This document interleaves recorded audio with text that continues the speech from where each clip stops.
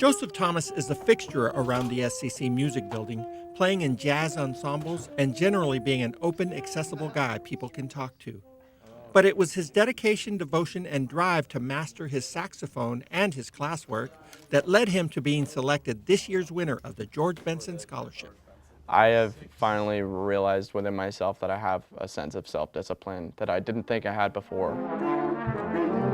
He's excelled in just about everything in school, playing in jazz ensembles and orchestras, all while carrying a 3.8 GPA. One, two, ready, and He loves playing improvised jazz and counts the late Charlie Parker and John Coltrane as big musical influences.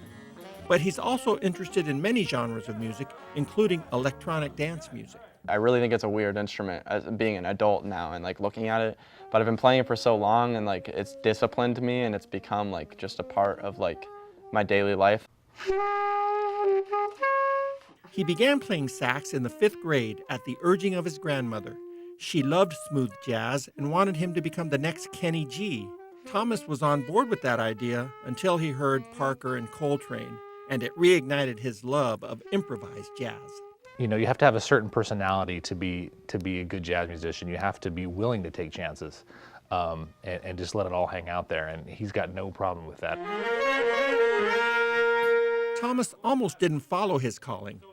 He first went to ASU to pursue a software engineering degree, but he left that program and was working a job. Then he heard a song on the radio that inspired him. That moment in the car when I was probably actually the moment I decided like I need to go back to school, I need to study jazz. Like this is what I need to be doing. It didn't take long for him to realize he'd rather play musical notes than learn code. He reassessed and decided to look up his old saxophone coach, Eric Rasmussen, who he had met while he was in high school. He knows that this is what he's supposed to do.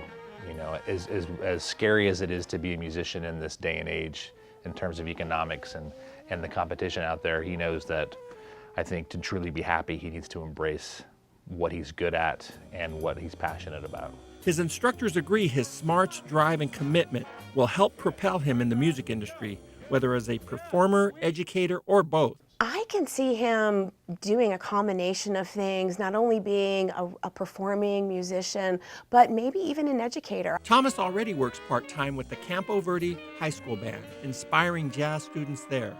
Now he plans to take time to figure out his future path after he graduates this May from SCC. Scottsdale Community College has been like one of the best things that has ever happened in my life.